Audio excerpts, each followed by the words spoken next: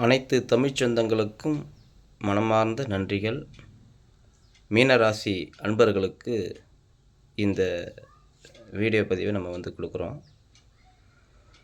மீனராசின்னாவே அது ஒரு காலச்சக்கரத்தில் ஒரு 2வது ராசி. அது மிக அற்புதமான ராசி, குருவுடைய ராசி. அது இந்த மீன ராசிக்கு சனீஸ்வரங்கிறவர் இப்போ வர 29ஆம் தேதி, அதாவது 2025 3வது மாதம் 29ஆம் தேதி, 29ஆம் தேதியிலேருந்து 30ஆம் தேதி ட்ரான்ஸ்ஃபர் ஆகிறாரு.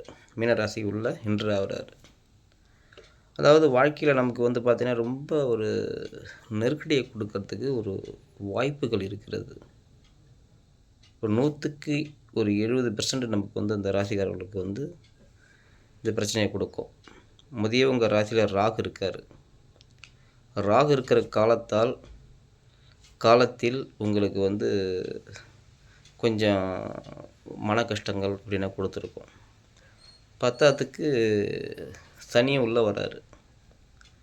ரொம்ப நமக்கு ஒரு சங்கட்டங்கள், வருத்தங்கள், நம்ம உறவினர்கள் மற்றும் நம்மளுடைய பணம், பொருளாதாரம் எல்லாமே நமக்கு வேலையிலேருந்து பார்த்தா கொஞ்சம் இழுவையாக தான் இருக்கும். அப்படி ஃபில்ட்ரு பண்ணிவிடும் நம்மளை யாருன்னுங்கிற காட்டுறதுக்கு ஒரு ஃபில்ட்ரு பண்ணிவிடும். மீனராசி அன்பர்களுக்கு ஒரு 2.5 வருஷ காலங்கள் கவனமாக தான் இருக்கணும். கவனமாக இருந்தாலும் உங்களுக்கு நல்ல காலம், நீங்கள் கும்பிட்ற தெய்வம் உங்களை கைவிடாதுன்னு நான் கடவுளை வேண்டிக்கிறேன்.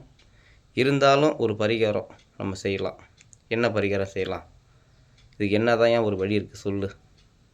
இதுலேருந்து நம்ம எப்படி தப்பிச்சு போகிறது? ஒரு போட்டு எடுத்துக்கிட்டு கடலுக்குள்ளே ரொம்ப தூரம் போக முடியாது, ஓரளவுக்கு தான் போக முடியும். அதேமாரி நம்ம போட்டு எடுத்துகிட்டு கடலை தாண்ட சொல்கிற நேரம் நமக்கு விட்டது.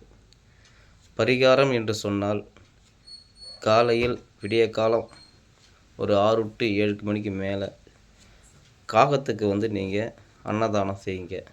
உங்களுக்கு எந்த ஒரு கஷ்டமாக இருந்தாலும் நிறைவேறும். அது நமக்கு சக்ஸஸாக கொடுக்கும்.